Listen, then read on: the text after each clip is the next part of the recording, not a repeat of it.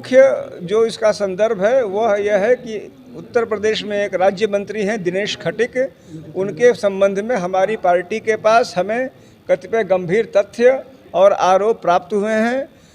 वह 2 श्रेणियों में उन्हें हम बांट सकते हैं। एक तो आरोप है कि मेरठ में 9 ऐसी कॉलोनियां हैं जो अवैध कॉलोनियां हैं, उनमें दिनेश खटिक जी का जो प्राप्त जानकारी है उसमें उनकी आर्थिक संलिप्तता की बात कही जा रही है। साथ ही साथ उनके प्रत्यक्ष और परोक्ष संरक्षण के तथ्य भी हैं और वह इस बात से भी जाहिर होता हुआ बताया जा रहा है कि जो आपका मेरठ डेवलपमेंट अथॉरिटी है वह उसके अगल बगल के सारे कॉलोनियों पर अवैध कॉलोनियों पर कार्रवाई कर रहा है। इन कॉलोनियों को नोटिस दे दी जा रही है और इनके खिलाफ कोई कार्रवाई नहीं हो रही है। तो हमारी पार्टी इस बात की मांग करती है कि जो 9 कॉलोनियाँ हैं उनके संबंध में भी एमडीए उसी निष्पक्षता से काम करे, नंबर 1। नंबर 2, इन कॉलोनियों में दिनेश खटिक जी की क्या भूमिका है, क्या संलिप्तता है, उसके संबंध में मैं सरकार से मांग करता हूं कि जांच करे।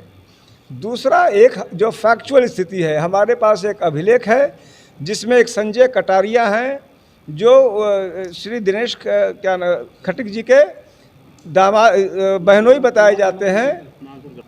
दूसरा यह तथ्य है कि श्री दिनेश खटिक जी के बहनोई हैं श्री सचिन कटारिया, यह बिजली विभाग में कर्मी बताए जाते हैं और हमारे पास प्राप्त अभिलेख के अनुसार कटारिया एंटरप्राइजेज करके इन्होंने एक फर्म बना रखी है जिसमें खुद प्रोप्राइटर हैं। एक सरकारी कर्मी होके वो एक फर्म के प्रोप्राइटर भी बताए जा रहे हैं और आश्चर्य की बात है कि जल शक्ति विभाग से ही उनको टेंडर मिलने की बात भी है और उससे पैसे भी करीब 26 लाख रुपए उनके अकाउंट में जाने के तथ्य हमें दिए गए हैं। मैं सरकार से इन तथ्यों की जांच की मांग भी करता हूं कि यदि अपने ही विभाग में अपने ही बहनोई को टेंडर मिला और उसका पैसा गया एक सरकारी कर्मी को, तो यह निश्चित रूप से अपने आप में गंभीर तथ्य माने जाएंगे। इनकी जांच कराई जाए और यदि ये तथ्य सही हैं तो ऐसे व्यक्ति को तत्काल मंत्रिपरिषद से निष्कासित किया जाए। यह दूसरा संदर्भ हमारा है। इस प्रकरण को लेके, इन दोनों प्रकरणों को लेके हमारी पार्टी लोकायुक्त उत्तर प्रदेश के समक्ष भी जाएगी। सर, एक ऑडियो वायरल हुआ था अभी मंत्री जी का, उस पर आपका क्या कहना है? मंत्री जी करीब 7-8 दिन पहले वह एक पत्रकार को उन्होंने धमकी दी। वह ऑडियो मैंने भी सुनी, वह ऑडियो मैंने भी रिलीज की। उसमें उन्होंने यह शब्द प्रयोग किया, 7 पुश्तों की याद दिला दूंगा। एक मंत्री होके किसी को 7 पुश्तों की याद सार्वजनिक दिला रहे हैं।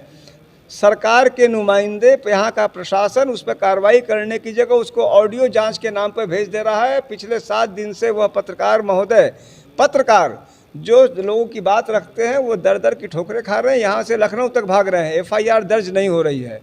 यदि किसी भारतीय जनता पार्टी के साधारण से साधारण, मैं कहूँगा, और हर व्यक्ति महत्वपूर्ण है, किसी भी व्यक्ति पर अगर छोटी सी बात हुई होती तो अब तक ये रासुका लगा दिए गए होते। लेकिन एक पत्रकार को एक राज्य मंत्री पुश्ते याद दिलाने की बात कर रहा है और FIR दर्ज नहीं हो रही है। यह मौजूदा सरकार की हकीकत है।